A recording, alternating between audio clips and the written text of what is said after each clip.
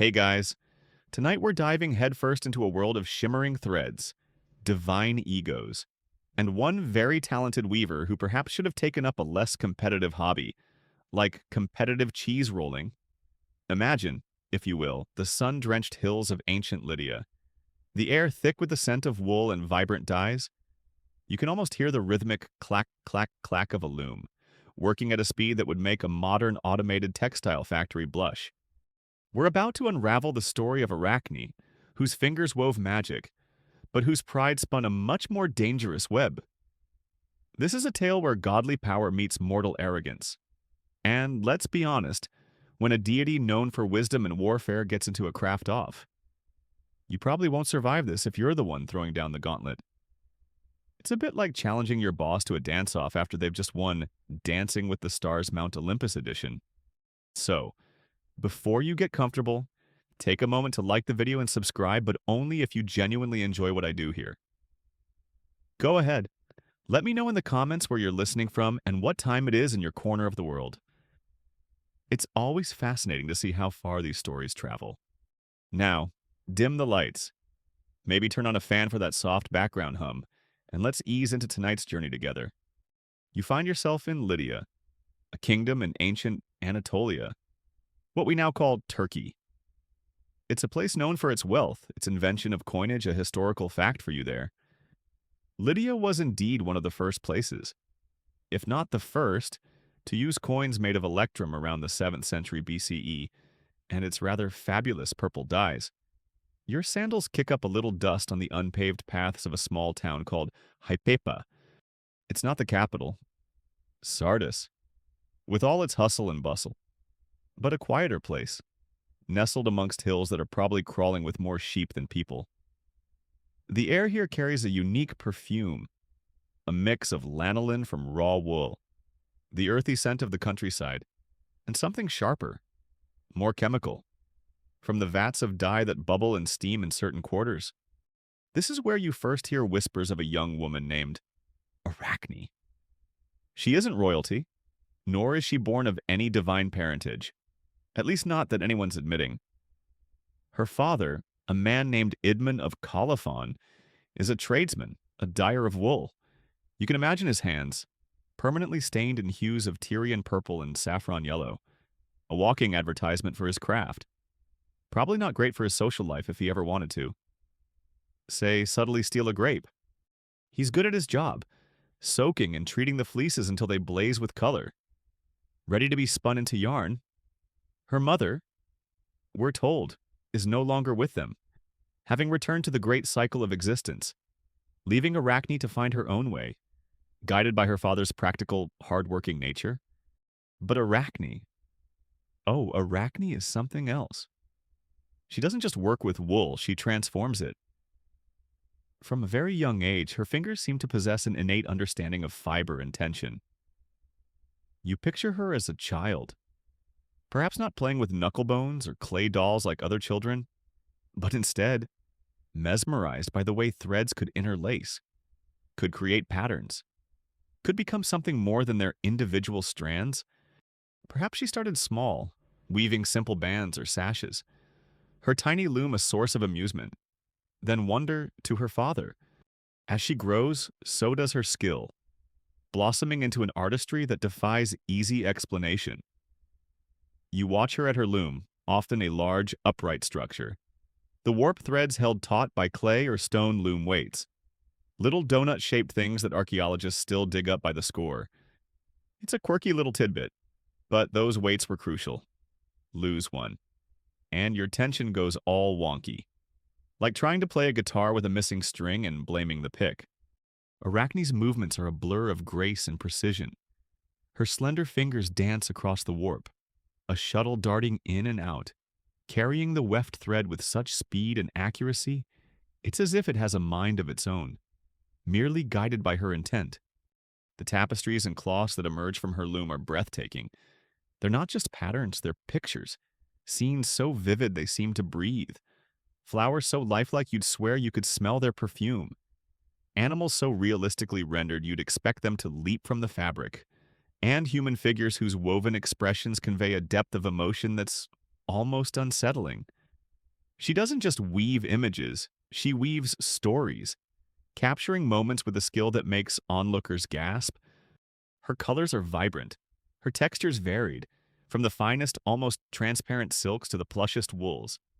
Word of her talent naturally begins to spread beyond the confines of her father's workshop. At first, it's just local gossip, the kind of thing you'd overhear at the Agora.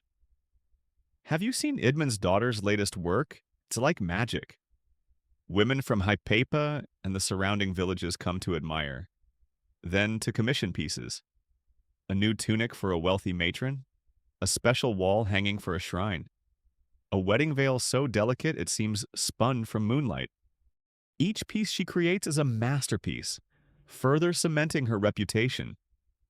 She's the local prodigy, the girl who can turn fluff into fabulous. Historians still argue whether Arachne was a purely mythological figure or perhaps a legendary one, inspired by a real weaver of exceptional skill whose story became embellished over time. A sort of ancient urban legend that just kept getting better with each retelling. You can imagine the scene her workshop, probably a simple, sunlit room filled with the gentle hum of her loom, the soft scent of wool, and the quiet awe of those who come to watch. Perhaps even the nymphs, those minor nature deities who inhabit the nearby streams and forests, are drawn by the whispers of her skill. They're said to have abandoned their usual haunts, their bubbling springs and shady groves, to come and marvel at Arachne's flying fingers. That's when you know you've hit the big time in the ancient world. When even the supernatural beings are lining up for a front row seat to your craft show. It's like getting a 5-star review from a dryad. Pretty niche, but impressive. Arachne, still young, perhaps barely a woman, stands at the center of this growing admiration. She sees the wonder in people's eyes, hears the extravagant praise, and it's like a potent wine. This adulation, this constant affirmation of her unparalleled gift, begins to subtly change her. The shy, focused artisan starts to internalize the hype. Her father, practical Idmund, might have tried to keep her grounded, muttering something about keeping a level head and remembering where she came from. But the allure of fame, even on this local scale, is a powerful current. The seeds of pride, tiny at first, are being sown in the fertile ground of her extraordinary talent. Watered by the unending stream of accolades, her humble threads have indeed spun her lofty dreams. But as you watch her, a subtle shift in her posture, a new confidence in her gaze, you can't help but feel a little shiver of apprehension. This is just the beginning, and the path of exceptional talent, especially when untempered by humility, can be a very tricky one to navigate. You watch, almost holding your breath, as that subtle shift in Arachne's demeanor begins to solidify. The local admiration, once a gentle stream, swells into a river, threatening to carry her away on its current. Her workshop in Hypapa is no longer just a place of craft. It's a destination. Merchants traveling through Lydia, hearing tales of this phenomenal weaver, make detours to seek her out. Their saddlebags jingling with coins they're eager to exchange for a piece of her magic. Remember those Lydian coins we talked about? Well, a good few of them are probably finding their way into Arachne's, or perhaps her father Idmund's pockets. High-quality textiles in the ancient world weren't just utilitarian, they were serious luxury goods, markers of status, wealth, and even power. A finely woven cloak or a tapestry from a renowned artist like Arachne could be as valuable as precious metals or exotic spices, sometimes even used as diplomatic gifts between cities or kingdoms. The news of her skill spreads like wildfire, or perhaps more accurately, like dandelion fluff on a strong breeze, and it just gets everywhere. There's no internet, no morning post with a lifestyle section reviewing Lydia's Got Talent, so it's all word of mouth. Travelers carry stories of her creations from one town to another, each retelling perhaps adding a little more glitter to the legend. Her threads are finer than spider silk, one might exclaim. She dyes them with crushed rainbows. Thus another might insist, conveniently forgetting her father's more mundane, if still skilled, dye vats. And then there are the nymphs. We touched on them before. Those ethereal beings who were supposedly drawn from their glades and streams to witness her artistry. You can imagine them. The dryads with skin like bark and hair like leaves, and the naiads, shimmering with the damp coolness of riverbeds. Their voices like the murmur of water over stones. They gather at the edges of her workspace, silent and observant, their otherworldly beauty adding another layer of mystique to Arachne's already burgeoning fame. These aren't just casual observers. In a world where the divine is an accepted part of everyday life, the approval of nymphs is a significant endorsement. They are, in their own way, the ancient world's first influencers. They don't have Instagram to post filtered selfies with Arachne's latest tapestry, Jantigar divine weaves, Ijasiyatyar Arachne rules. So they do it the old-fashioned way. They whisper their admiration to the winds, to the trees, to the waters. And these elements, in turn, seem to carry the news further afield. Scholars debate the exact nature of the nymphs in these tales.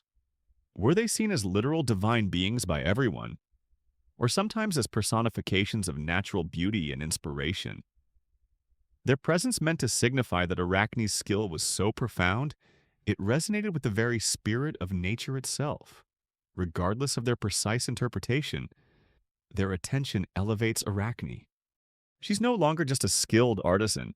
She's someone whose work captivates even the denizens of the sacred, wild places. How does all this affect Arachne? You see her absorbing it. This constant intoxicating praise, her youthful diligence, that pure love of the craft, is still there, but it's now overlaid with the veneer of something else. A certainty, an unshakable belief in her own supremacy.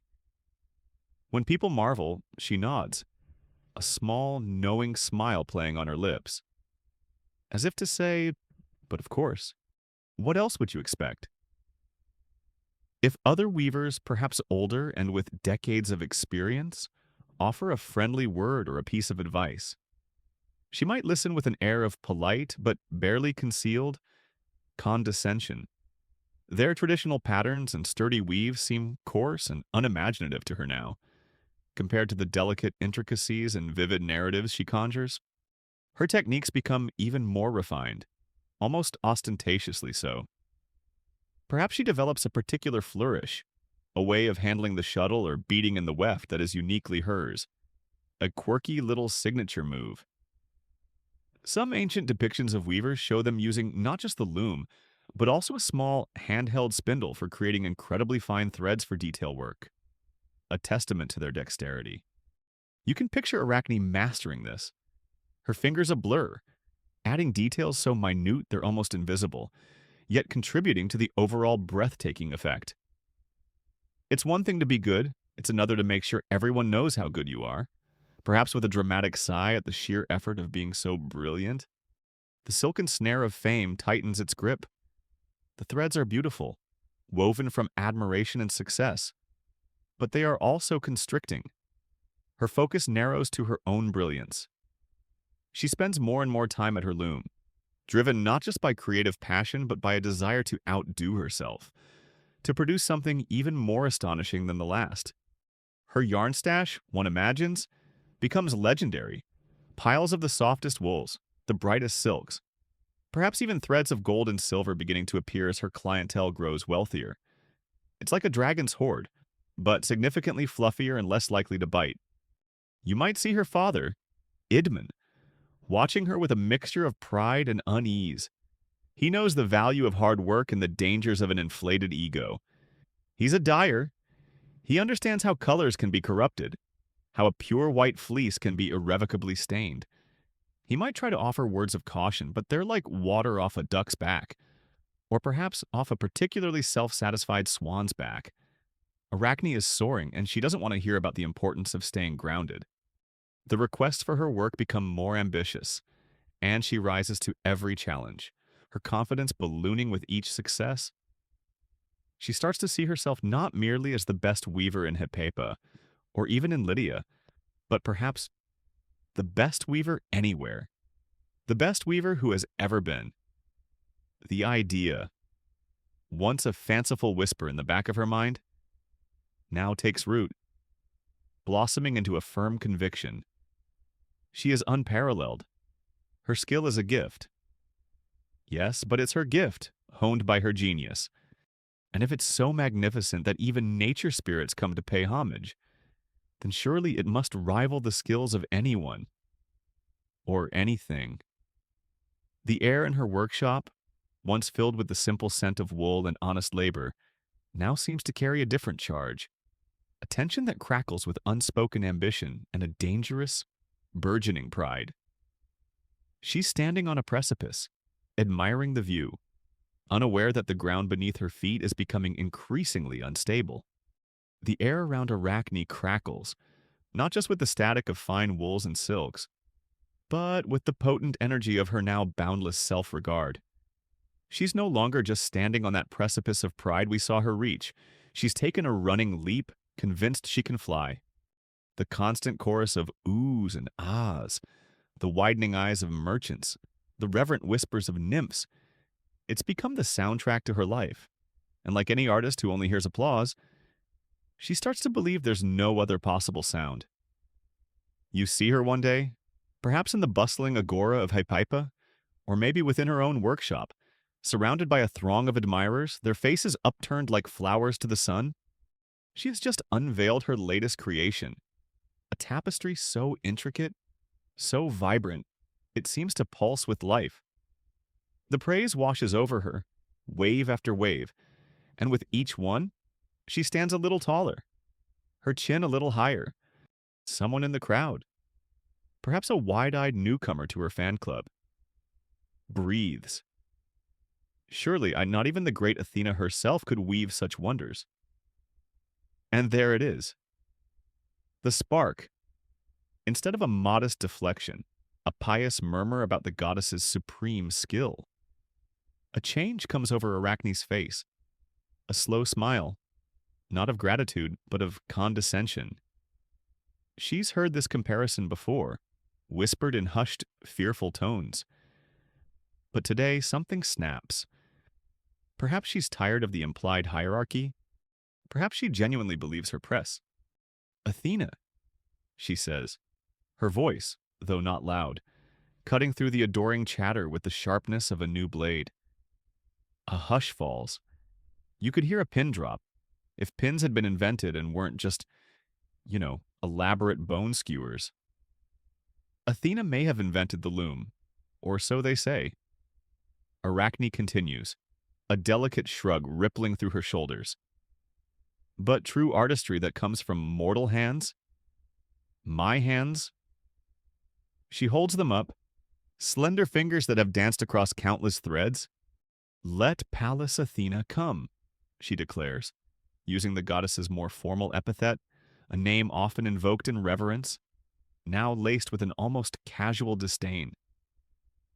Let her try her skill against mine. If she dares, she will soon learn that she has a superior in the art of weaving, and that superior is a mortal woman of Lydia. There. She said it. The words hang in the air, heavy and dangerous, like a storm cloud about to burst. This isn't just youthful confidence anymore. This is hubris, that ancient Greek concept of pride so excessive it steps into the territory of arrogance. A direct affront to the gods, and challenging Athena. You might as well try to out-thunder Zeus or outswim Poseidon.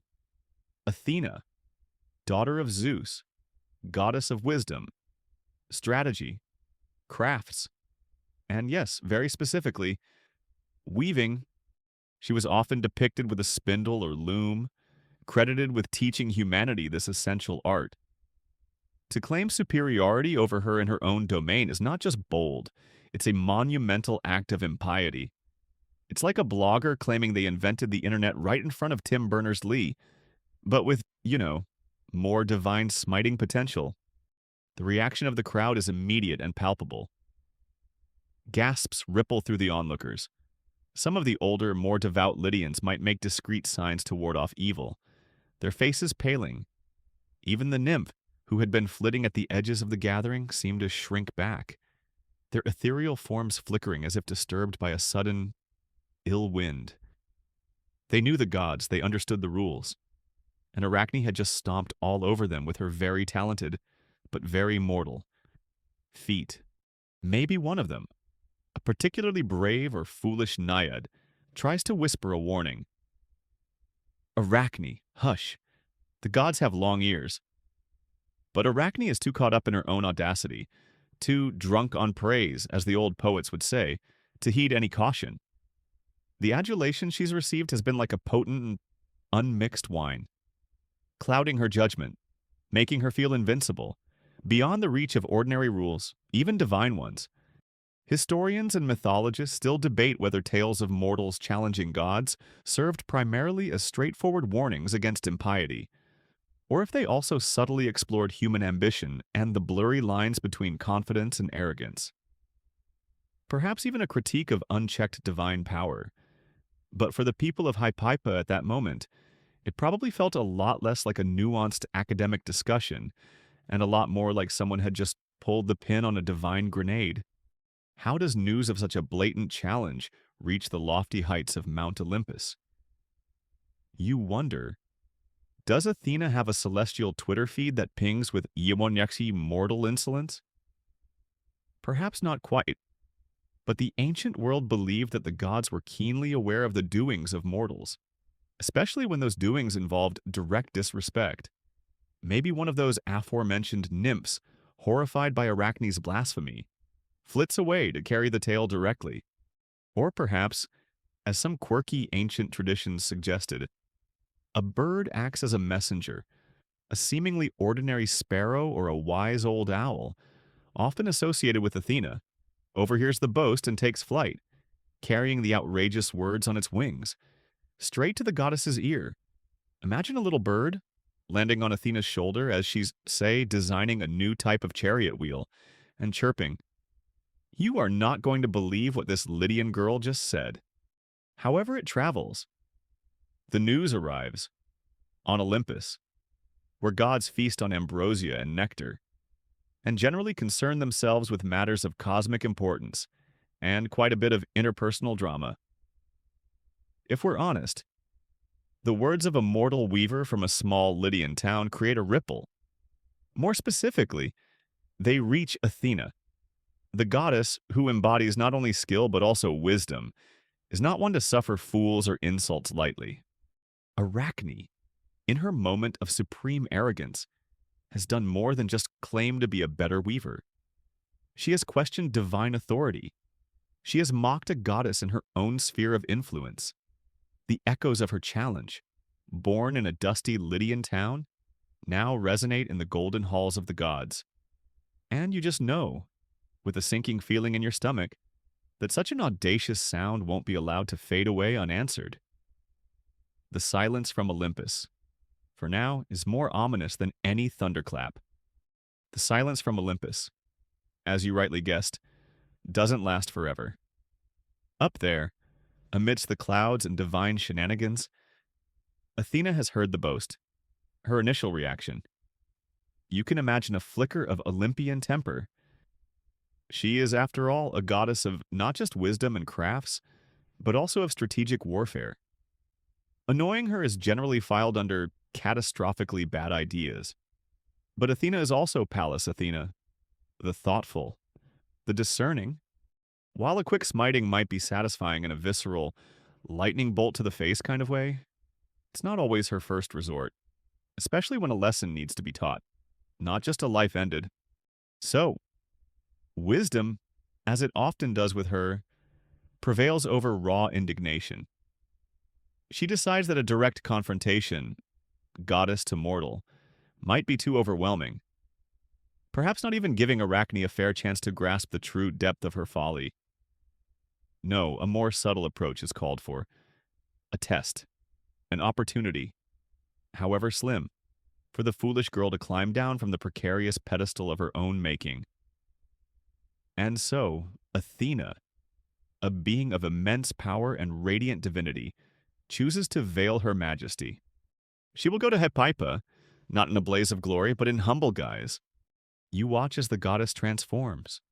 The shining helmet and spear, symbols of her authority, dissolve, Her keen, intelligent eyes, usually bright as a clear sky, soften and dim. Her upright, powerful form bends and shrinks. She becomes an old woman, a crone. Her back stooped with the imagined weight of many years. Her skin a roadmap of wrinkles. Her hair the color of winter frost. She might even conjure a staff for her gnarled hand to lean upon, her divine gait replaced with a slow, shuffling step. It's a classic move, this divine disguise. Gods often walked among mortals as beggars or weary travelers to test their hearts, their piety, their adherence to Xenia, the sacred duty of hospitality. This was a big deal in ancient Greece. How you treated a stranger, especially a vulnerable one, said a lot about your character. And you never knew if that dusty traveler asking for a cup of water was, you know, Zeus checking up on Yelp reviews for mortal kindness. Her journey to Arachne's workshop might be swift, a blink of divine will. Or perhaps she allows herself to experience the dusty roads of Lydia as this old woman, feeling the sun on her borrowed, aged skin, hearing the mundane chatter of the marketplace. This latter idea is rather compelling. What better way to understand the mortals you preside over than to walk a mile in their well-worn sandals? She arrives in Hypaipa, just another elderly figure making her way through the town, perhaps muttering about her aching back from the long trip. A little inside joke. Considering her actual starting point was probably a bit more celestial than just up the road. She might even be carrying a slightly tattered bag, maybe with a half-finished piece of knitting sticking out, to complete the harmless old craft enthusiast persona. You know, live, laugh, loom. As a modern equivalent might carry in a tote, she finds Arachne, as expected, in her element. The young weaver might still be surrounded by a knot of admirers, her recent audacious challenge the topic of excited, if somewhat fearful, discussion. Or perhaps it's a quieter moment, Arachne at her loom, her fingers flying, a look of intense concentration mixed with that now familiar self-satisfaction on her face. The old woman, Athena in disguise, shuffles into the workshop. She's not imposing, easily overlooked. The kind of person a busy, self-important young artist might impatiently dismiss. Arachne, perhaps glancing up, might just see another curious busybody, maybe someone looking for directions to the nearest olive oil vendor or the early bird special at the taverna. If such things existed. The crone waits patiently for a moment to speak, her voice when she finally does. Thin and perhaps a little quavering, but with an underlying firmness. "My dear child," she begins. Her gaze, though seemingly faded, surprisingly sharp. "Your skill is renowned, and rightly so. These old eyes have seen much weaving in their time, but yours is truly remarkable." A little praise to soften the recipient, a classic tactic. Arachne probably preens a bit, expecting more adulation. But then the tone shifts, ever so subtly. "Fame is a heady wine, and skill like yours is a great gift." The old woman continues, her voice gentle, yet carrying the weight of experience. "But it is a gift that should be cherished with humility. Seek fame among mortals for your art, by all means, but do not strive to place yourself above the divine. The gods are powerful, and they do not take kindly to being challenged by those they have blessed." She pauses, letting her words sink in, her gaze fixed on Arachne. "You are young. Child? Retract your foolish words. Ask forgiveness of the great Athena for your rash boast. Pray for her pardon, and she, in her wisdom, might yet overlook your youthful arrogance. Seek not to contend with a goddess. There is no shame in acknowledging a power greater than your own. The advice is clear. The tone more sorrowful than scolding. Old women in mythology, as you might know, often pop up as figures of wisdom, prophecy, or sometimes, like the gray with their shared eye and tooth, as rather quirky gatekeepers of knowledge. Athena is playing this archetype perfectly, offering a path to redemption, a chance to make amends. Academics sometimes discuss whether Athena's disguise and gentle counsel represented a genuine act of mercy, a real opportunity for Arachne to see sense and repent, or if it was a more calculated, almost rhetorical, step in a divine drama designed to highlight Arachne's ingrained hubris before the inevitable punishment. Right now, though, for Arachne, it's a clear choice laid before her: swallow your pride or face the consequences. The old woman has spoken. The next move is Arachne's. The air in the workshop, already thick with unspoken tensions, tightens further. The old woman's words, meant as a gentle balm of wisdom, a last lifeline tossed to a drowning ego, instead land on Arachne like sparks on dry tinder. You can almost see the flicker of irritation in the young weaver's eyes, the slight tightening of her lips. She's been riding a wave of adulation. Remember, people don't correct her, they fawn. They don't offer cautious advice, they gasp in wonder. This sudden intrusion of sense, of warning, from a stooped, unknown crone, it's jarring. It's unwelcome. It's, frankly, a bit of a buzzkill to her triumphant narrative. Does Arachne pause, even for a heartbeat, to consider the weight of the old woman's counsel? Does a sliver of doubt penetrate her formidable self-assurance? It seems not. Her pride, remember, has become a fortress, and its walls are too thick, too high for such humble arrows of reason to find their mark. She looks down at the disguised Athena, and there's no respect in her gaze, only a mixture of impatience and thinly veiled contempt. It's the look of someone who believes they're dealing with a dotard, someone whose wits have addled with age. Save your breath, old woman. Arachne snaps, her voice sharp enough to cut thread. The gentle ASMR cadence we've been enjoying is definitely not in her voice right now.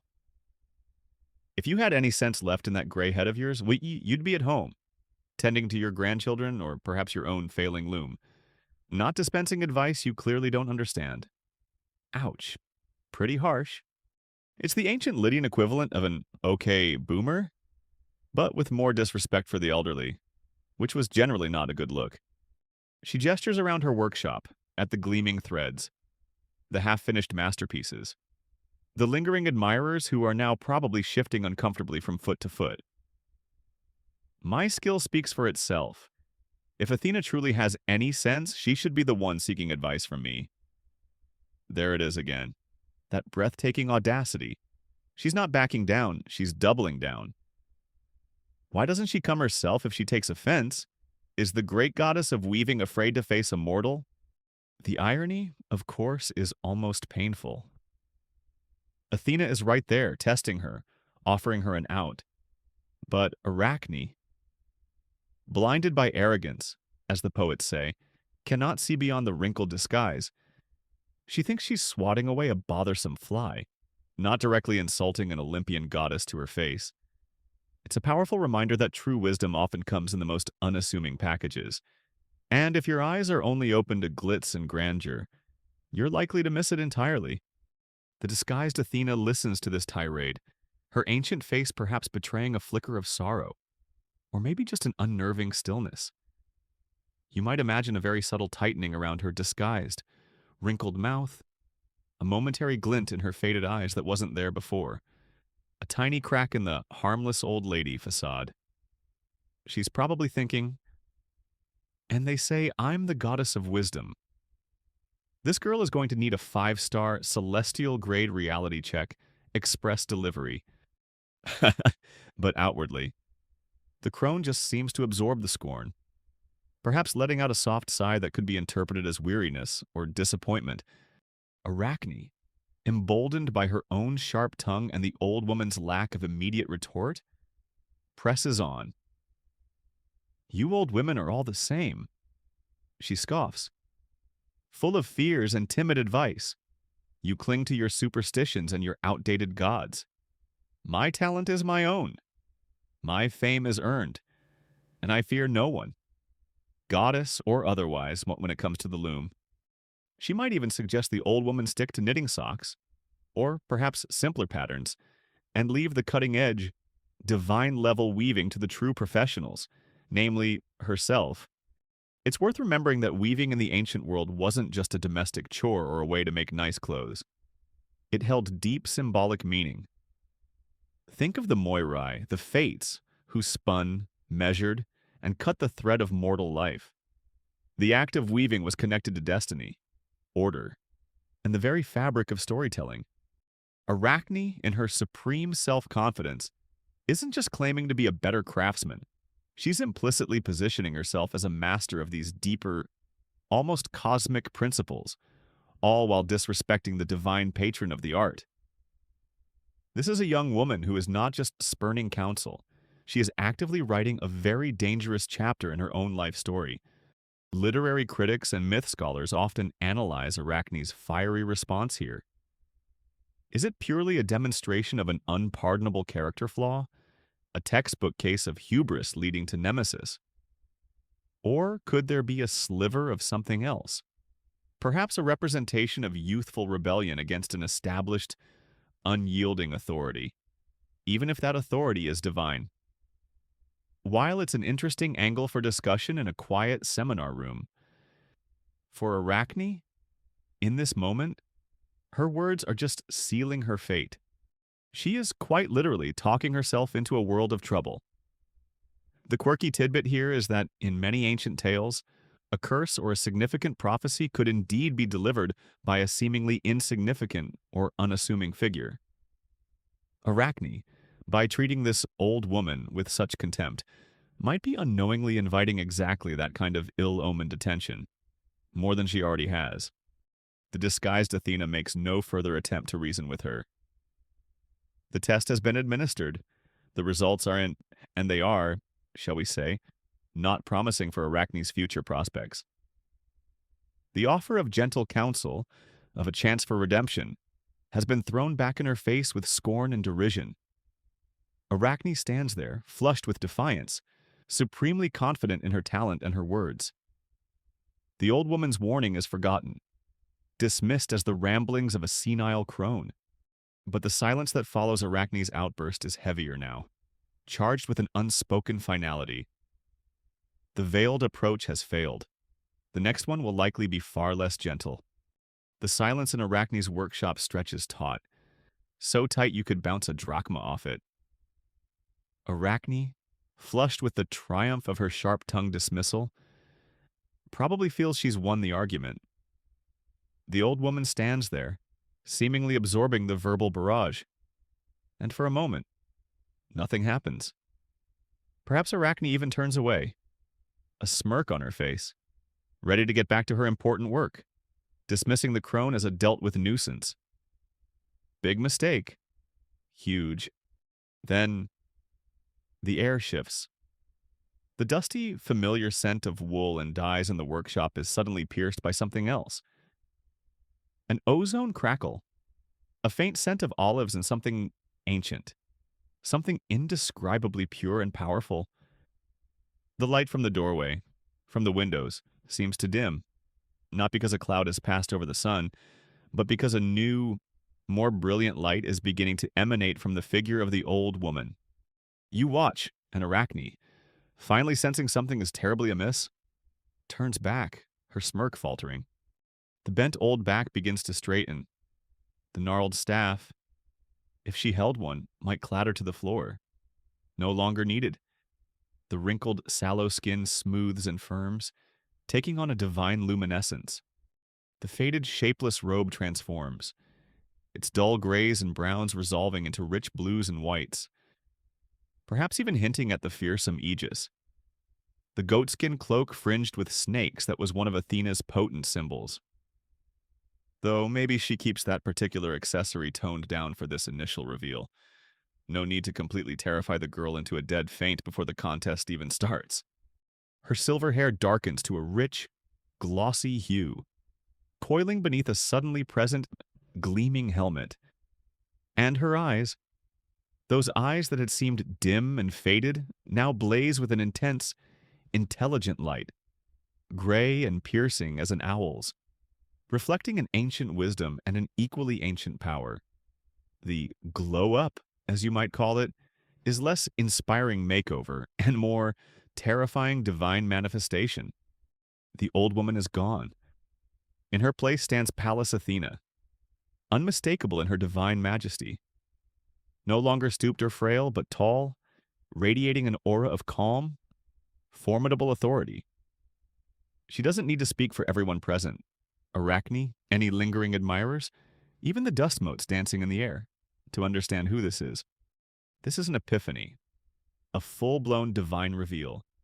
And it's the kind of event that usually has mortals either falling to their knees in worship or running for the hills screaming.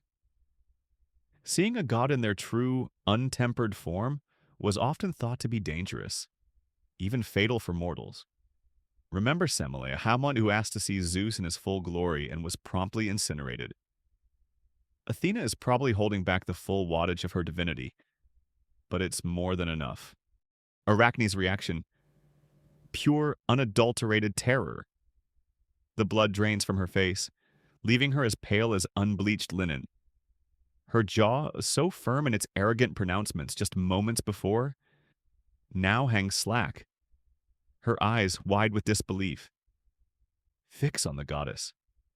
All that fiery confidence, that disdainful scorn, evaporates like morning mist. She might stumble back a step, her knees suddenly weak. If she had a spindle in her hand, she'd have dropped it. This is the moment where she realizes the old woman wasn't just some random senior citizen with strong opinions on textiles. She was a goddess. The goddess, giving her a final chance, and she blew it. Spectacularly. You can almost hear the frantic internal monologue. Oh, by all the gods, what have I done? I should have taken up pottery or tax collecting. Anything but this. Any onlookers still present are likely prostrating themselves on the floor, trembling, not daring to look directly at the goddess. The nymphs, if any brave ones remained, are probably already halfway back to their forests and streams. Perhaps frantically live-streaming the event to the rest of Olympus with divine hashtags like Goddess Unmasked or Lydian Weaver about to get schooled. Athena regards Arachne, not with the fiery rage of, say, her father Zeus in a temper, but with a stern, almost sorrowful majesty. Her voice, when she speaks, is no longer thin and quavering, but clear and resonant, echoing with an authority that brooks no argument. You wished for a contest. Arachne of Lydia, she says, her gaze unwavering. You have boasted that your skill surpasses mine. You have scorned my counsel and my patience. There's no "I told you so" in her tone, but it's heavily implied. Very well. Athena continues, a steely edge to her voice now. You shall have your contest. This isn't an offer, it's a pronouncement. We shall each set up a loom. Here, in this place where you have uttered your proud boasts.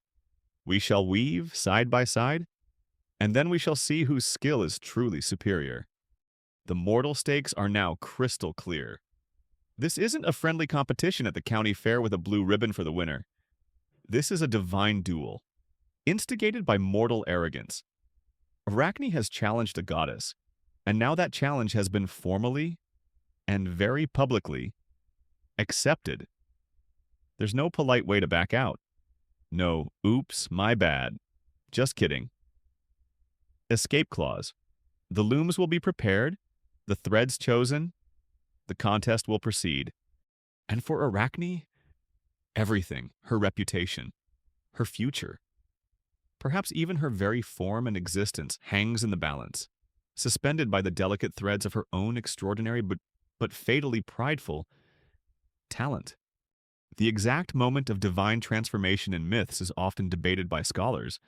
Was it an instantaneous, almost CGI-like magical effect, or did ancient audiences imagine a more phased, increasingly awe-inspiring unveiling that allowed onlookers time to process the profound shift from the mundane to the overwhelmingly divine for Arachne? Either way, the message is clear. Playtime is over. The air in Arachne's workshop is now so thick with divine voltage, you could probably charge your phone with it if, phones and electricity were a thing yet. Arachne, still pale and trembling from Athena's dramatic reveal, looks like she might faint, or possibly be sick into her prize-winning wool basket. Gone is the haughty confidence, the dismissive smirk. In its place is the stark, cold realization that she has well and truly poked the celestial bear, or in this case, the Olympian owl. Athena, on the other hand, is the picture of calm, divine composure, though her eyes still hold that keen, assessing glint. She's not gloating, she's simply ready. The challenge was made. The challenge was accepted. Now, it's time for the main event. The looms, Athena states, her voice echoing slightly in the suddenly very solemn space. Let them be prepared. Where do these crucial pieces of equipment come from? You can imagine Arachne, almost mechanically, gesturing towards her own magnificent loom, the one on which she has woven so many masterpieces. It's a fine piece of craftsmanship in itself. Sturdy and well-maintained, its wooden frame smooth from countless hours of use. But then, what of Athena's does she send out for one unlikely? With a subtle gesture, perhaps a mere inclination of her head, a second loom materializes beside Arachne's. It might shimmer into existence, coalescing from light and air, or perhaps it rises silently from the earth floor. It's similar in form to Arachne's, a large, upright, warp-weighted loom, the kind common in that era. This is a historical point to remember. These ancient looms were substantial structures, not little portable craft kits. Dressing a loom, stretching the hundreds, sometimes thousands, of vertical warp threads with the correct tension using those clay or stone weights, was a laborious and highly skilled task in itself, often taking days. Today, it seems to happen with supernatural speed.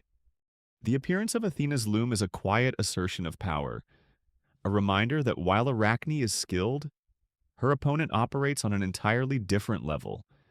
Maybe Athena's loom has a faint golden sheen, or the wood seems to be of an unidentifiable, impossibly perfect grain. Arachne probably glances at it, then back at her own familiar setup, which suddenly feels a bit ordinary. Like comparing your trusty family chariot to a sun god's fiery convertible. Next, the materials. Arachne has her finest stores, wools dyed by her father Idmon in all the vibrant hues Lydia was famous for. Silks imported from distant lands. Threads of actual gold and silver she'd begun to incorporate into her more ambitious pieces. She brings them out, her hands still shaking, laying them beside her loom. The colors are dazzling, the textures exquisite. But then Athena presents her own. With another subtle gesture, bundles of thread appear beside her divine loom.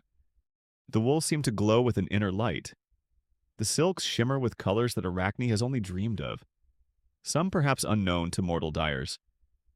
There might be threads that look as if they were spun from moonlight, or the deep blue of a twilight sky, or the fiery heart of a sunset. Arachne can only stare. The local Lydian betting odds, if anyone was brave or foolish enough to be taking them, just plummeted through the floor for the hometown hero. The workshop, once a place of vibrant, creative chatter and admiring gasps, becomes a sacred stage. The remaining onlookers, if any dared to stay, have retreated to the furthest corners, silent and awestruck. This isn't just a weaving competition anymore. It feels like a ritual, a solemn ceremony where destinies are about to be woven. Anthropologists and historians often discuss the ritualistic aspects embedded within ancient crafts. Was a contest like this, even in a mythological telling, perceived as having a magical or even sacred dimension that went beyond a simple comparison of skills, potentially influencing cosmic order or the fate of those involved? It certainly feels that way now. Arachne works alone, her movements jerky and uncertain at first. Where are her fans now? Her entourage of nymphs vanished? She is isolated in her fear and her folly. Athena, too, prepares her loom largely in silence, though perhaps a few of the more courageous or curious local nymphs have crept back, peering from behind doorways, their eyes wide. Maybe they offer silent, almost imperceptible aid to the goddess, handing her a particular skein of wool, their movements fluid and reverent. There's no explicit mention of rules regarding the subject matter. No, please weave a depiction of a nice fruit bowl or a lovely landscape. The silence on this topic is itself ominous. It's a blank canvas, and what each contestant chooses to fill it with will be as telling as the skill of their execution. You might hear the rhythmic thudding as loom weights are attached, the soft sigh and rustle of threads being drawn and separated to dress the looms, the focused, almost inaudible breathing of the two weavers. The usual cheerful sounds of a workshop are absent. No one is singing or chanting, a practice some ancient weavers engaged in, believing it helped the rhythm of their work or even imbued the cloth with special qualities. Here, the only sound is the almost unbearable tension. Athena might occasionally check her divine toolkit, ensuring her favorite shuttle, perhaps one carved from Olympian olive wood, is ready. Arachne is probably wishing she'd read the fine print in the Challenging a Deity to a Craft-Off handbook, specifically the chapter on terms, conditions, and likely disastrous outcomes. Slowly, methodically, the two looms are made ready. Warps are stretched taut, vibrant and expectant. Shuttles are filled with weft threads of every conceivable color. The stage is set. Two artists, one mortal, one divine, stand before their empty canvases of thread, poised on the brink of a creation that will decide more than just who is the better weaver. It will carve Arachne's name into legend, for better or, much more likely, for worse. The air hums. The contest is about to begin. The silence in Arachne's workshop is absolute now, save for the almost imperceptible rhythmic whisper of threads as the contest begins. Athena, poised before her divinely manifested loom, is the first to move. There's no hesitation, no fumbling. Her hands, those same hands that can guide armies and craft intricate laws, move with a grace and precision that is mesmerizing, almost hypnotic. The shuttle, perhaps carved from sacred olive wood, doesn't just fly, it glides. It dances, weaving the weft threads through the warp with an effortless speed that would make even Arachne in her prime look like a beginner fumbling with her first sampler.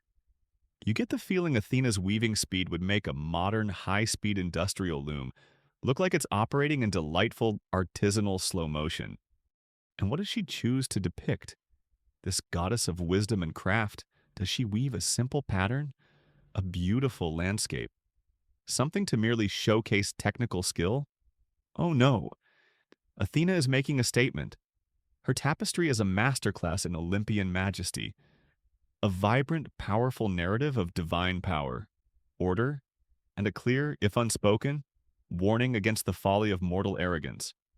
At the very center of her rapidly growing masterpiece, she begins to weave the iconic scene of her contest with Poseidon for the patronage of the city of Athens. You can almost see it materializing on the threads, the rugged hill of the Acropolis. A nascent Athens spread below. There stands Athena herself, proud and serene, striking the earth with her spear, from which springs a magnificent, fruit-laden olive tree, her gift of peace and prosperity. Opposite her, her uncle Poseidon, lord of the sea, looking suitably miffed, strikes the rock with his trident, and a saltwater spring gushes forth, a symbol of maritime power but less useful, perhaps, to the city's daily life. The 12 great Olympian gods are there, seated in judgment, their divine faces rendered with such character and majesty you'd feel compelled to bow. This isn't just a historical fact from mythology being depicted. The Parthenon in Athens, a temple dedicated to Athena, would later have its pediments adorned with sculptures of her birth and, yes, this very contest with Poseidon, underscoring its importance as a founding myth for the city that bore her name. The detail is astounding. The shimmering leaves of the olive tree, the glint of foam on the salt water, the very expressions on the faces of the judging gods, wise Zeus, imperious Hera, grim Hades if he even got an invite to such an event, all are brought to life with threads that seem to hold an inner light. Those quirky, almost magical gold or silver threads that ancient weavers sometimes used, known as lame, to give fabric weight and an unparalleled sheen. Athena's divine threads probably take that concept to a whole new dimension of luminosity. But Athena doesn't stop with this grand central narrative. Around the borders, in the four corners of her tapestry, she weaves smaller yet equally potent scenes. These are her direct warnings, visual cautionary tales for anyone, like Arachne, foolish enough to challenge the gods. You might see Hemus and Rhodope, the Thracian king and queen who dared to call themselves Zeus and Hera, transformed into the mountain ranges that still bear their names. There might be a depiction of the pygmy queen, Oianoa, turned into a crane for her presumption, forever warring with her former people. Another corner could show Antigone of Troy, daughter of Laomedon, who boasted she had more beautiful hair than Hera and was changed into a stork. And perhaps Cinyras' daughters, who, after some impious act or comparison involving Aphrodite, leaped into the sea and were changed into seabirds, or, according to some versions, were turned into the steps of a temple.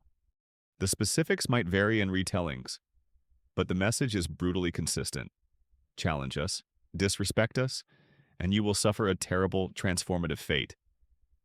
It's like a divine public service announcement woven in exquisite silk. This is your hubris. This is your hubris on divine retribution. Any questions? Classicists often discuss the complex symbolism in Athena's choice of scenes. Is it a straightforward, almost blunt, assertion of divine dominance and a warning to mortals to know their place, or is there perhaps a deeper commentary on the nature of divine justice, the necessary cosmic order that mortals disrupt at their peril, and the inherent dangers of unchecked ambition when it brushes against the sacred for Arachne?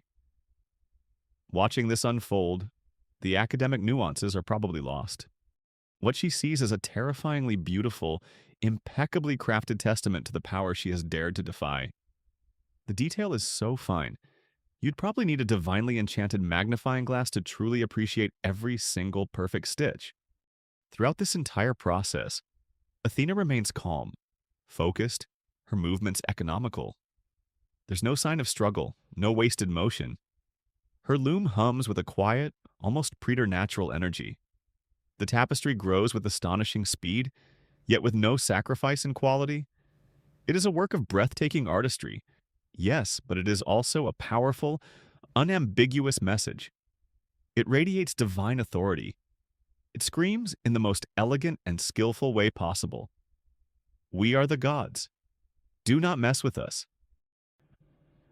As her divine fingers bring the final threads into place, completing her vision of Olympian power and unyielding justice, the tapestry hangs there, a shimmering, awe-inspiring, and deeply ominous masterpiece. The first part of the contest is complete. Now, all eyes, including Athena's cool, appraising gaze, will turn to Arachne. Athena's magnificent tapestry hangs there, a shimmering testament to Olympian power and a stark, woven warning. The divine threads almost seem to hum with authority. The silence in the workshop is broken only by Arachne's ragged breathing. All eyes, especially the cool, gray orbs of the goddess, are now upon her.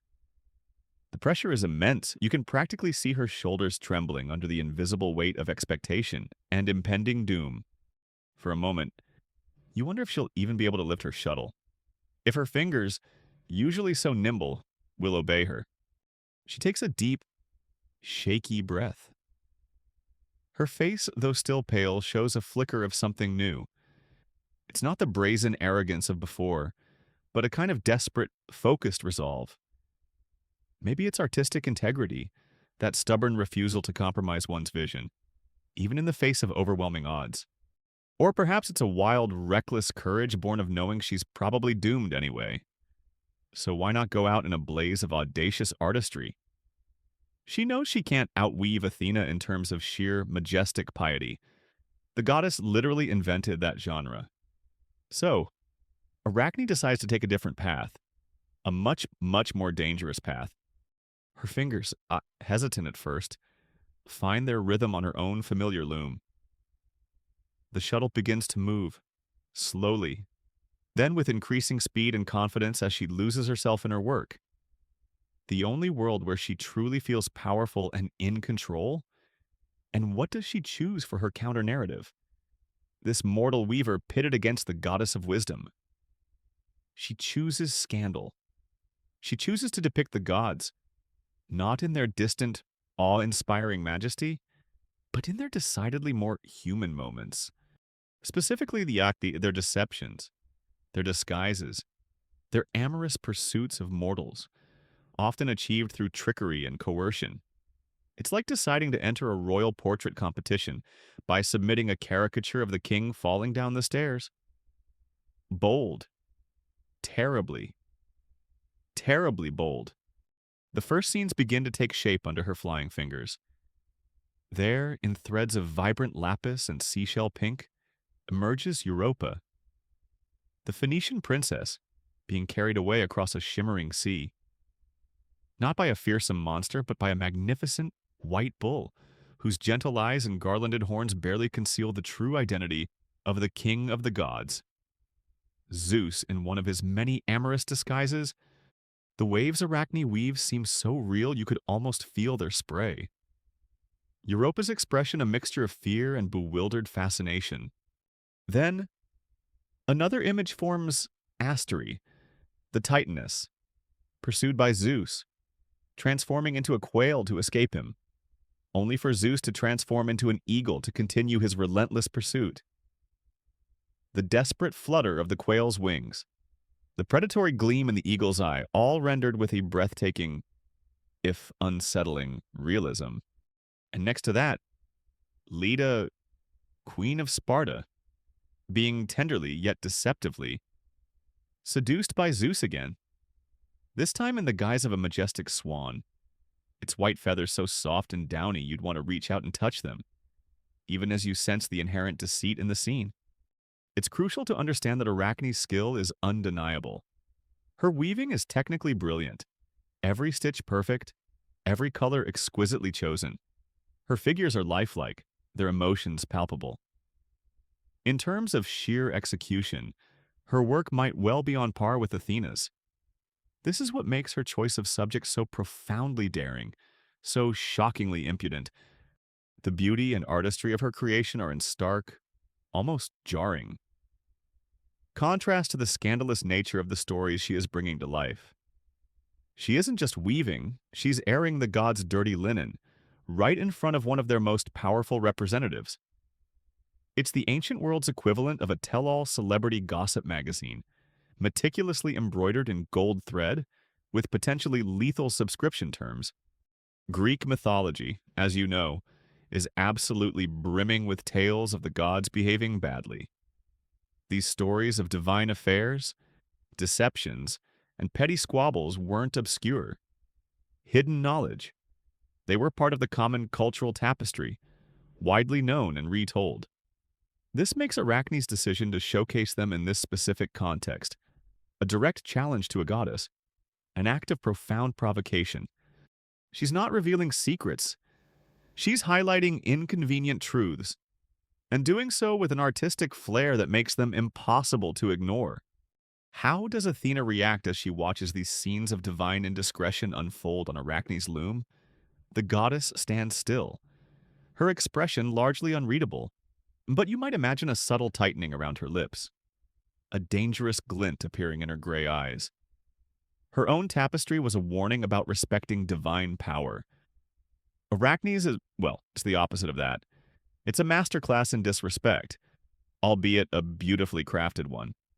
Athena is probably thinking her cautionary tales corner on her own tapestry wasn't nearly graphic or pointed enough for this particular student. Scholars often ponder Arachne's motivation for this incredibly risky theme. Was it a desperate gamble? A final defiant cry of a doomed artist? Was it an act of artistic rebellion? A desire to show that truth, even uncomfortable truth about the powerful, has its own beauty and validity? Or was it simply the ultimate unforgivable act of hubris? A final glaring proof that she had learned absolutely nothing from Athena's initial warning or her awe-inspiring tapestry. Perhaps it's a complex mix of all these things. Maybe Arachne, glancing at her own reflection in a nearby bronze mirror, a quirky tidbit ancient weavers sometimes used mirrors not for preening, but to check the progress of the front of their complex designs while working from the back, saw not just her creation but her own defiant, passionate face, committed to her art, whatever the cost. Her shuttle click-clacks with a frantic but unerring rhythm. The colors she chooses for these illicit encounters are vibrant, seductive, almost alive. She's not just recounting these tales, she's imbuing them with a vividness that makes the god's deception seem all the more potent, all the more real. Arachne is deeply engrossed now, her earlier fear seemingly burned away by the intensity of her creation, her focus absolute. Scene after scandalous scene begins to fill her loom. A daring, beautiful, and incredibly dangerous counter-narrative to the divine majesty Athena had displayed. She's decided that if she's going down, she's taking the god's carefully curated public image down with her, one perfectly woven, impious thread at a time. Arachne's shuttle continues its relentless, almost feverish dance across the loom. Each pass of the weft, each beat of the reed, adds another damning detail to her audacious masterpiece. These are not just threads she's weaving, these are the very threads of mortal hubris, spun fine and sharp, designed to prick the inflated egos of the Olympian gods. It's one thing to choose scandalous subjects, it's another to render them with such exquisite, unflinching, and frankly, libelous detail. You lean closer, metaphorically speaking, to examine her work as it grows. Remember Europa, and the bull Arachne doesn't just show a girl on a bovine. No, she weaves the very texture of the bull's snowy hide, so real you'd expect it to feel warm and muscular beneath your fingers. She captures the deceptive gentleness in Zeus's bull's eyes, a softness that cleverly masks his divine power and deceitful intent. Europa's confusion, her dawning fear mixed with a strange allure as the shore recedes. It's all there, etched in silk and wool. And Leda, with the swan. The feathers of the Zeus swan are not just white, they are a symphony of creams and ivories, each barb distinct, so downy they seem to tremble in an invisible breeze. Leda's graceful neck, her bewildered surrender to the majestic bird, Arachne captures the vulnerability, the exploitation with a clarity that is both beautiful and deeply unsettling. She is not just depicting scenes, she is dissecting divine behavior, laying bare the trickery and the often dubious consent involved in these famous seductions. Her tapestry is rapidly becoming the burn book of Mount Olympus, and every god with a skeleton in his closet, which is most of them, is getting a starring role. Her catalog of divine misdeeds expands with breathtaking speed. After Zeus's initial escapades, she moves on to others. There's Zeus again, this time disguised as a handsome satyr to deceive the beautiful Antiope. Then he tricks Alcmena by appearing as her own husband, Amphitryon, a particularly insidious deception. You see Danae imprisoned in her bronze tower, yet still reached by Zeus in the form of a shower of golden rain, each droplet woven with such shimmering thread it seems to fall and collect in her lap. There he is as a flame for Aegina, a shepherd for Mnemosyne, mother of the Muses, no less, and even a sinuous, spotted serpent for his own daughter, Proserpine. Arachne's motto seems to be, go big or go home, probably transformed into something small and unpleasant. And it's not just Zeus, the king of philanderers, who gets this 5-star expose. Oh no, Arachne is an equal opportunity shamer. Poseidon's exploits are laid bare his pursuit of Demeter as a stallion, his deception of Medusa, which had its own tragic consequences for her, his various transformations into a bull, a ram, a dolphin to get what he wanted from unsuspecting nymphs and mortals. Apollo, the shining god of music and prophecy, isn't spared either. His less savory pursuits are depicted, perhaps as a shepherd, a hawk, or a lion. Even Dionysus, the god of wine and revelry, appears perhaps not in a predatory disguise, but in a form that led to mortal folly, maybe as a tempting bunch of grapes, luring unsuspecting followers to ecstatic, and sometimes dangerous frenzy.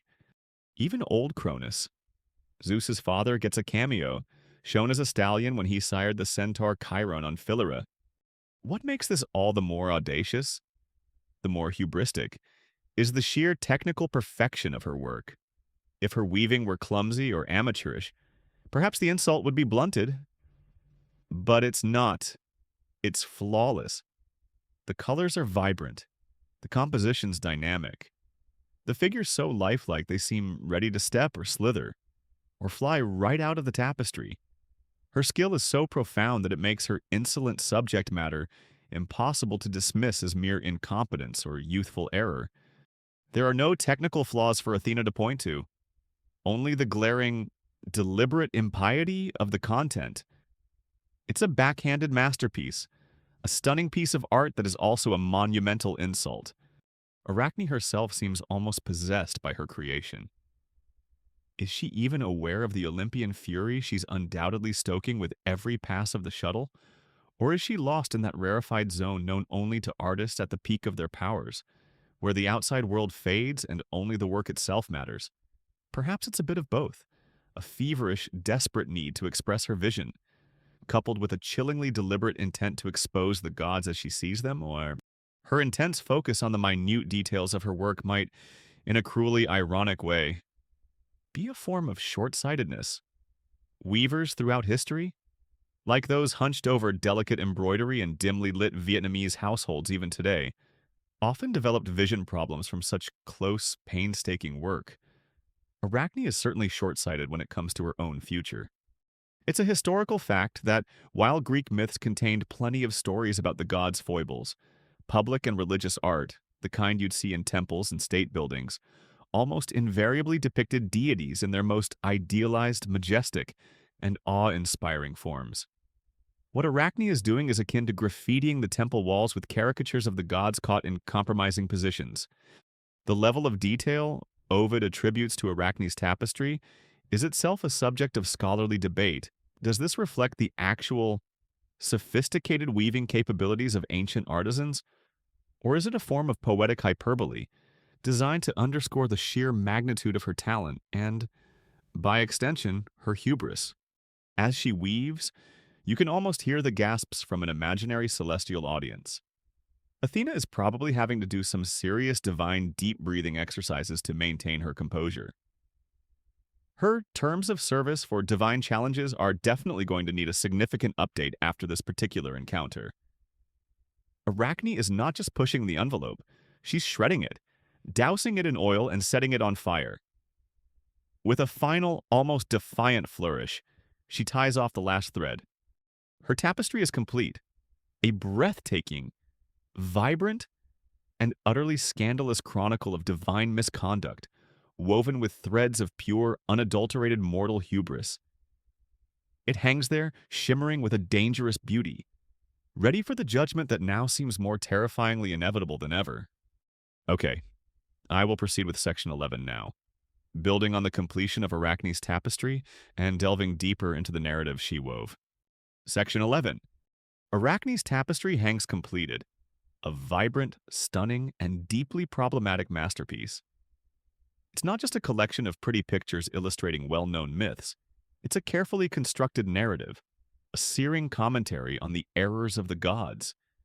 As Ovid so delicately puts it, you stand back and look at it, not just as a piece of weaving, but as a story, and you realize the depth of her audacity goes far beyond simply choosing controversial subjects.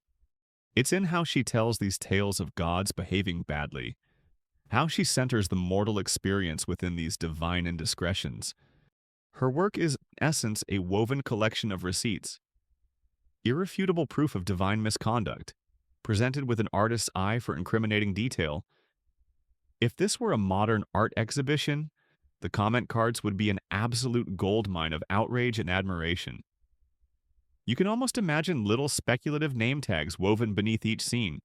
Europa and Zeus Disguise number 3, Bovine Edition, or Leda and Zeus the Swan Incident. He really likes birds. While Ovid doesn't mention actual labels, the clarity of her depictions makes them entirely unnecessary. Consider Europa again. Arachne doesn't just show a girl on a bull. She emphasizes Europa's perspective, the wind whipping her hair, her hand clinging desperately to the garlanded horn, her eyes wide not just with adventure, but with a dawning realization of her abduction. The bull itself, while magnificent, has an intelligence in its gaze that is unsettling, a hint of the divine power consciously deceiving the innocent princess. Arachne's narrative here isn't about the glory of Zeus, it's about the terror and bewilderment of his victim. Look at her, Leda. The swan is beautiful. Yes, its feathers a marvel of texture and light. But Arachne also weaves a subtle tension in Leda's posture, a resignation that speaks volumes about the power dynamics at play. The divine suitor is overwhelming, his pursuit relentless, and Leda's experience is central to Arachne's portrayal. This is a key element of Arachne's narrative. She gives voice, through her threads, to the mortals caught in the gods' grand, often selfish games. Her tapestry almost becomes a proto-feminist critique, though scholars debate whether applying such modern terms to an ancient text is fully appropriate, or if it imposes sensibilities an ancient audience wouldn't share. Still, the focus on the mortal, often female, experience of divine attention is undeniable. Her artistic choices in color and composition amplify this narrative. Perhaps she uses softer, more vulnerable hues for the mortal figures, contrasting them with the rich, sometimes deceptively bright, colors of the gods' disguises. Maybe the overall composition of her tapestry, unlike Athena's orderly and majestic layout, is more chaotic, more unsettling, reflecting the turmoil and injustice inherent in the stories she depicts. Each scene flows into the next, creating an overwhelming catalog of divine transgression. This wasn't just a random selection of myths, it was a pattern of behavior, a visual rhetorical argument. In ancient Greek oratory, accumulating multiple examples was a powerful persuasive technique. Arachne does this visually, overwhelming the viewer with the sheer volume of divine misdeeds. When the gods are depicted more directly, not just in their animal or elemental disguises, Arachne is equally unflattering. She doesn't show them with the serene majesty of Athena's portrayals.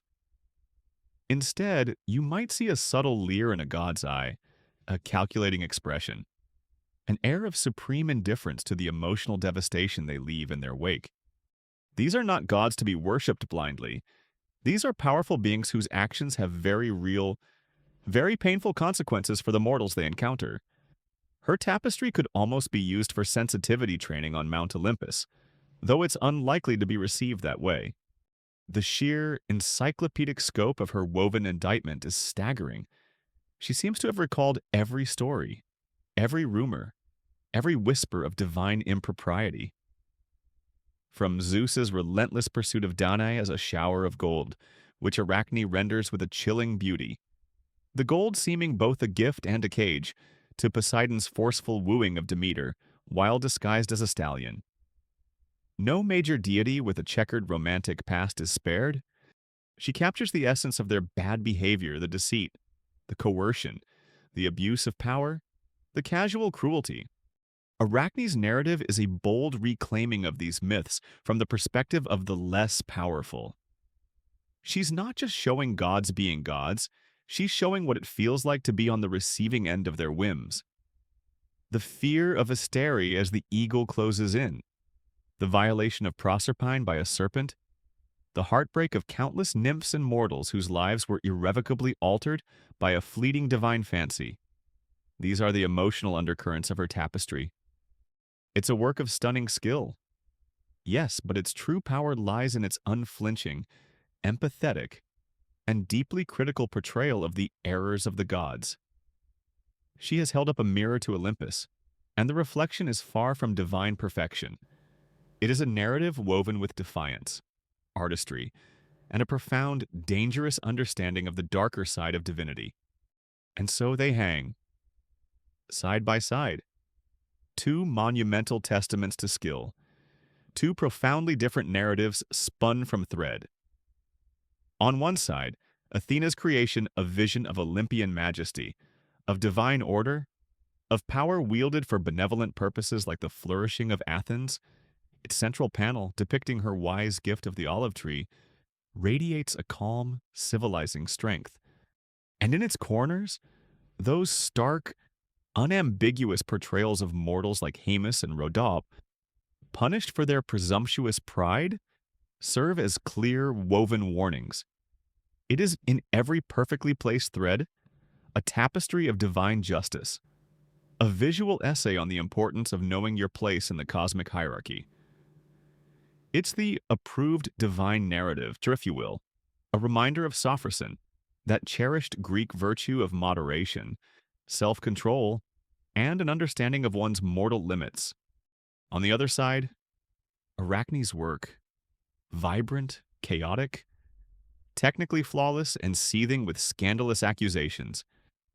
It's a masterpiece of mortal audacity, a catalog of divine errors, where gods are not majestic figures of justice but flawed, deceitful beings driven by lust and caprice. It's the director's cut, exposing all the juicy, uncomfortable B-plots that the official Olympian press office would rather keep under wraps.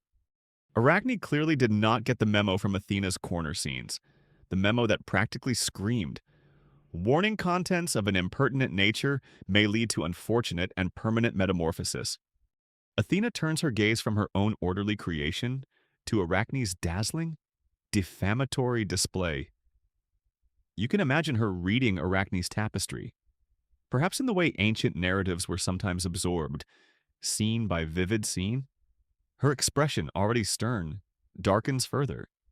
Each perfectly woven depiction of her father Zeus's deceptions, her uncle Poseidon's trickeries, her fellow Olympians' less than godly moments, must feel like a fresh barb. The sheer, unrelenting parade of divine misbehavior, rendered with such undeniable artistry, is an offense of the highest order. This isn't just a competition of skill anymore, it's a direct, contemptuous refutation of everything Athena's tapestry stands for. The warnings were there, clear as day, woven by Athena's own hand. Arachne saw them take shape. She saw the fate of mortals who dared to compare themselves to gods, who forgot the chasm between human and divine. Yet she not only ignored these cautionary tales, she actively chose to weave a narrative that doubled down on her initial boast, a narrative that effectively said, "Your justice is a sham, your majesty a facade." The sheer, willful deafness to the warnings is almost as offensive as the tapestry itself. Scholars might debate whether Athena's depictions of punished mortals were a fair and clear warning, or perhaps a thinly veiled threat designed to intimidate any challenger from the outset. But fair or not, the warning was undeniably present, and Arachne flew right past it with her shuttle blazing. Ovid tells us that envy itself could find no fault in Arachne's weaving, nor could the most critical eye, even that of a rival spider, to use his clever foreshadowing, find a technical flaw. Every thread is perfect, every color true, every figure lifelike. And this, paradoxically, is the heart of the problem. If Arachne had been a clumsy weaver, her impious subject matter might have been dismissed as the blundering of an amateur. But her skill is so profound, so undeniable that it gives her scandalous narrative an inescapable power and legitimacy. Her technical perfection amplifies her thematic transgression. It's one thing to whisper insults, it's another to embroider them onto a giant banner in exquisite gold thread for all the world to see. Athena, the Flava Virago, the golden-haired warrior maid, looks upon Arachne's success, her technical triumph, and feels not admiration, but a deep, profound displeasure. A grief, as Ovid terms it, though it's a grief born of righteous anger and offense rather than sorrow. The success is in the execution. The failure is in the soul of the piece. If there were human judges at this contest, you can imagine them being utterly conflicted. One judge would be gushing about the unparalleled artistry, the groundbreaking composition. The other would be frantically calling for divine security to escort the blasphemous artist away. The air in the workshop is cold now, despite the Lydian sun outside. The vibrant colors of Arachne's tapestry almost seem to mock the solemn, divine light radiating from Athena.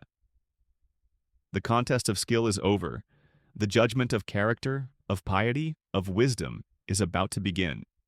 And Arachne, who so expertly wove the errors of the gods, seems to have made the gravest error of all, believing that extraordinary talent grants a license for unlimited arrogance, especially when faced with a divinity who has just laid out the rulebook in no uncertain terms. Her magnificent rebellious tapestry is a monument to that fatal miscalculation. The two tapestries hang there, a silent, vibrant summary of the cosmos from two wildly different perspectives. Athena's, a hymn to divine order and righteous power. Arachne's, a meticulously crafted exposé of celestial scandal. The air is frigid with unspoken judgment. Athena has seen enough. Her golden gray eyes, which had been coolly appraising Arachne's handiwork, now blaze with a terrifying light. There's no critique of Arachne's technique. As Ovid implies, not even envy personified could find a stitch out of place. The perfection of the craft is, in fact, part of the unbearable insult. Suddenly, the goddess moves. The calm, majestic demeanor shatters, replaced by a fury that seems to shake the very foundations of the workshop. With a sound like ripping thunder, or perhaps more accurately, the violent tearing of irreplaceable silk. Athena lunges at Arachne's tapestry. Her hands, those same divine hands that wove the olive tree into existence on her own loom, now become instruments of destruction. She seizes Arachne's vibrant, intricate creation, that tapestry filled with the Celestia Crimina, the celestial crimes, and rips it from top to bottom. Shreds of exquisitely woven bulls, swans, satyrs, and showers of gold rain down, mingling with the dust on the floor. The beautiful, defiant images are annihilated in moments. Arachne's warranty on that piece, but you can be sure, did not cover acts of an enraged goddess. Arachne can only watch, frozen in horror, as months, perhaps years, of her most inspired, most painstaking work are reduced to ruined rags. But Athena is not finished. Her fury is not yet sated by merely destroying the offensive art. She turns on the artist. In her hand, she still holds her shuttle. The one Ovid tells us was crafted from Cytorian boxwood. Boxwood, a quirky but relevant detail, was known for its extreme hardness and dense grain, prized for making durable items like writing tablets, fine carvings, and apparently shuttles suitable for divine disciplinary action. It would have packed a serious punch. With a swift, violent motion, Athena strikes Arachne across the forehead with this formidable shuttle. Not just once, but Ovid implies, repeatedly, tar quaterve frontum percussit. She struck her forehead 3 or 4 times. The sharp crack of wood against skin echoes in the shocked silence. It's a brutal, physical assertion of dominance, a direct punishment for Arachne's unbearable insolence. This is Athena in her warrior aspect, swift and terrible in her retribution. You can almost hear her giving Arachne a 0-star review with extreme prejudice and a concussion. The impact, both physical and psychological, is devastating. Arachne stumbles back, her hand flying to her bruised forehead. The last vestiges of her pride, her defiance, her artistic fire, are extinguished in that moment, doused by the cold, terrifying reality of divine wrath, the full weight of her transgression, the utter folly of her challenge, the finality of Athena's judgment. It all comes crashing down upon her. There is no appeal, no recourse. She has pitted her mortal arrogance against Olympian power, and the result is catastrophic. Terror, shame, and an overwhelming, soul-crushing despair engulf her. She finally, irrevocably, understands. Why such fury? Why the destruction and the physical assault? Athena's rage isn't born of petty jealousy over weaving skill. It's a response to Asabia, to profound impiety. Arachne didn't just claim to be a better weaver, she mocked the gods. She belittled their authority. She ignored every warning.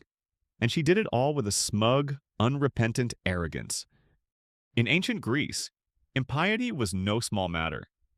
Historically, figures like Socrates faced charges that included asabaya, though his case was far more complex. Arachne's actions in the myth represent an extreme, almost cartoonish level of disrespect for the divine order. Athena's fury is the explosion of offended divinity, an upholding of cosmic law and divine honor.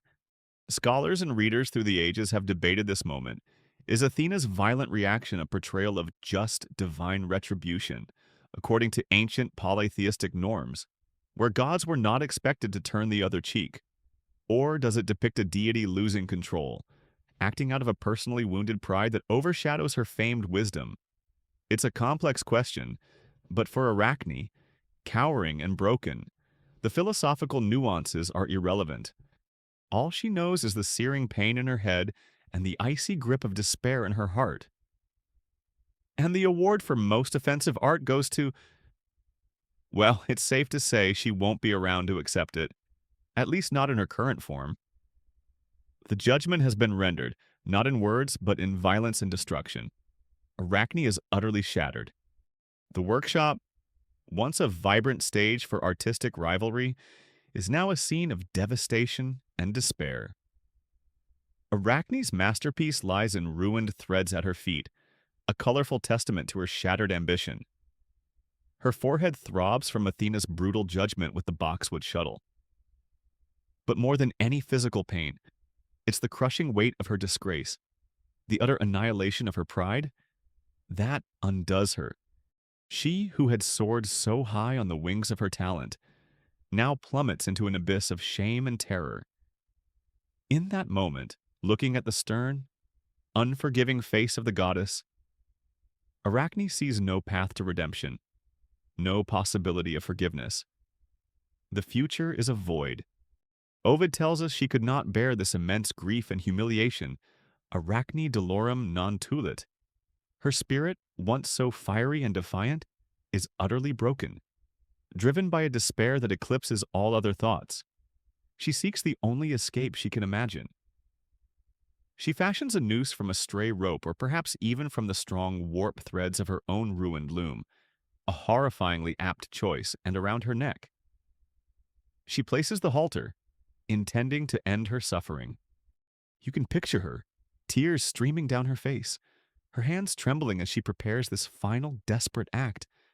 Death, she must have thought, was preferable to living with such profound shame.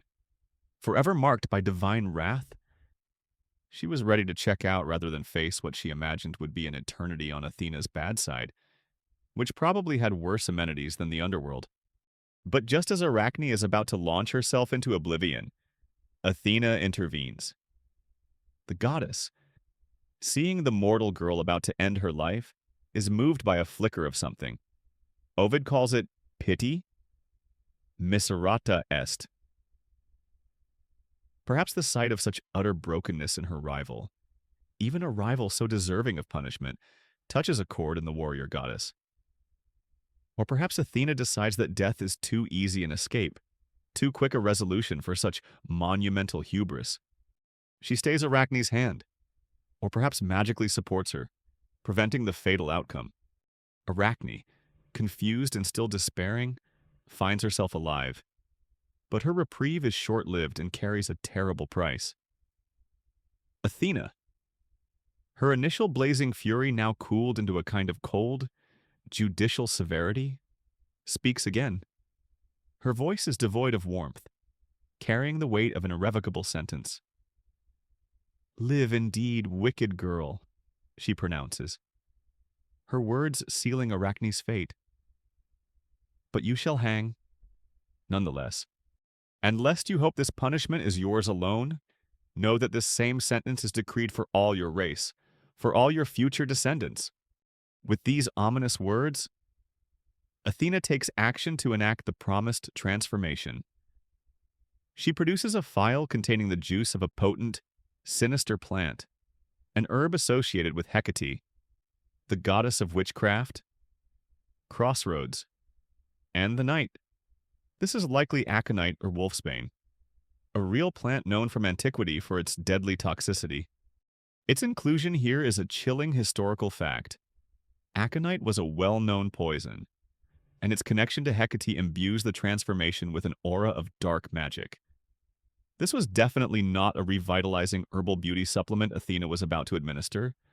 The goddess sprinkles Arachne with a few drops of this venomous liquid. The effect is immediate and grotesque. You watch in horrified fascination as the tragic transformation begins. The dark Hecatean juices touch her skin and her dark hair. Perhaps once a source of vanity, immediately falls away, leaving her scalp bare. Her nose and ears, prominent features of her human face, shrivel and disappear. Her head itself seems to contract, shrinking rapidly. Her whole body diminishes, becoming tiny and round. Her fingers, those incredibly skilled fingers that wove such wonders, remain by her sides, but they too change, elongating and thinning, transforming into slender, spindly legs. The nature of Athena's pity here is a subject of much scholarly debate. Was it a genuine, if harsh, act of mercy, saving Arachne from the finality of death? Or was it, in fact, a crueler sentence, condemning her to a perpetual, diminished existence, forever embodying her folly, a living monument to the dangers of challenging the gods? Her new eight-legged form, you can be sure, was not about to set any new fashion trends on Mount Olympus or anywhere else. Arachne feels her human form dissolving, her consciousness perhaps shrinking with her body, the world around her ballooning to monstrous proportions. The intricate patterns of the floor tiles might now look like vast plains. The discarded shreds of her tapestry could be mountains of colored fluff. It's a horrifying, disorienting end to her human existence, a direct and symbolic consequence of her pride. She wanted to be the greatest weaver. Now she is becoming something that weaves by instinct, not by art, something that hangs and waits. The tragic metamorphosis is well underway. The grotesque transformation continues, driven by the potent venom of Hecate's herb and the unyielding will of Athena. Arachne, or what's left of her human form, shrinks further. Her head is now a tiny knob, her features all but erased. Her once nimble arms are gone, and those skilled fingers that danced across the warp and weft have morphed into 8 slender, hairy legs, sprouting from her now minuscule, rounded abdomen. Ovid describes it with a kind of clinical horror. From her whole body, her belly is small, yet from that small body, she draws out a thread, and as a spider, she works her ancient webs. And just like that, the change is complete. Where once stood a proud, ambitious young woman, a weaver of unparalleled artistry, there now scuttles a small, dark creature. She is the first spider. Her new career as an 8-legged textile artisan was certainly not what she had envisioned during her days of fame and adulation. Almost immediately, instinct takes over. The intellect, the artistic vision, the human consciousness, all that is gone, or perhaps trapped and screaming silently within this new, alien form.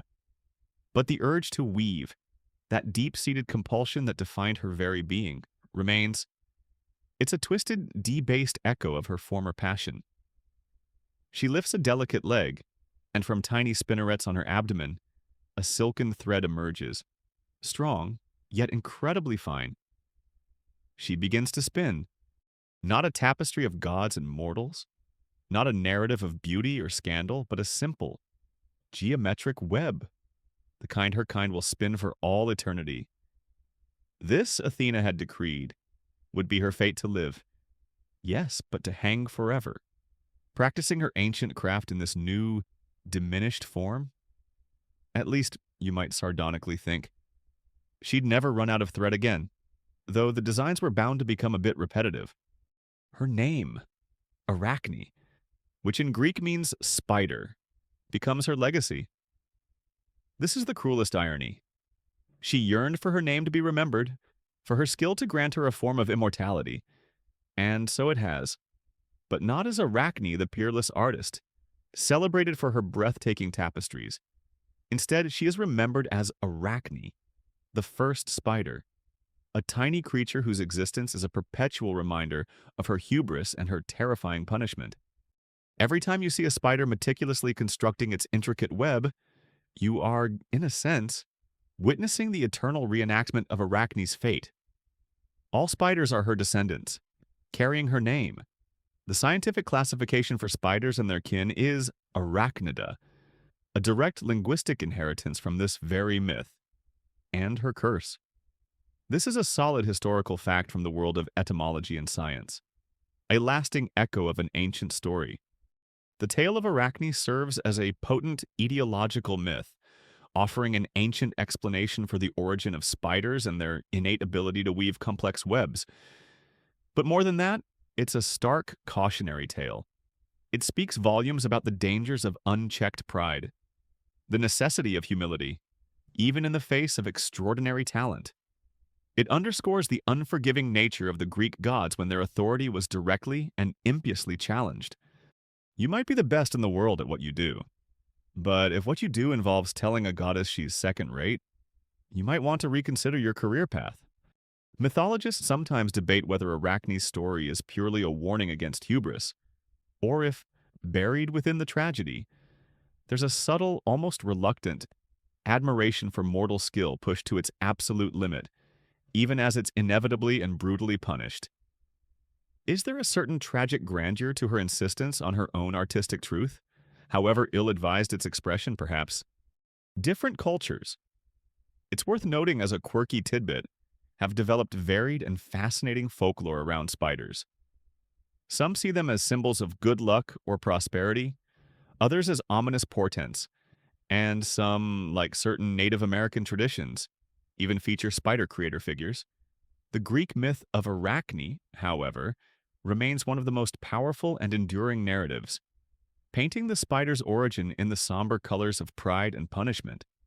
So, you are left with this final, lingering image Arachne, no longer human, but a tiny spinner, endlessly, instinctively, creating her delicate silken traps, a silent, tireless worker, forever hanging, forever weaving, a living emblem of a talent that soared too close to the sun and was irrevocably changed for its presumption. Her art, once her glory, is now her inescapable, eternal duty. Word count 10 to 61. And so, the story of Arachne, the maiden who dared to weave against a goddess, comes to its intricate, somber close. The vibrant threads of her ambition and the dark strands of her pride have been woven into a tapestry of legend, a tale that has been told and retold for countless generations, a whisper from the ancient world that still resonates today. As the image of that first small spider, diligently spinning her silken fate, begins to fade from your mind's eye, allow the tension of her story to dissolve with it. The celestial anger has long since cooled. The looms are silent, and only the quiet rustle of myth remains. Let the echoes of her tragic skill and her profound fall soften into the gentle cadence of your own breath, each exhalation carrying away any lingering disquiet. The night now enfolds you in its own soft, dark fabric, a comforting blanket woven with silence and stillness. There are no more contests to be won, no more divine furies to appease, only the deep peace of the approaching sleep. Rest now, and let your own dreams be gentle, untroubled by the pride of ancient weavers or the wrath of forgotten gods.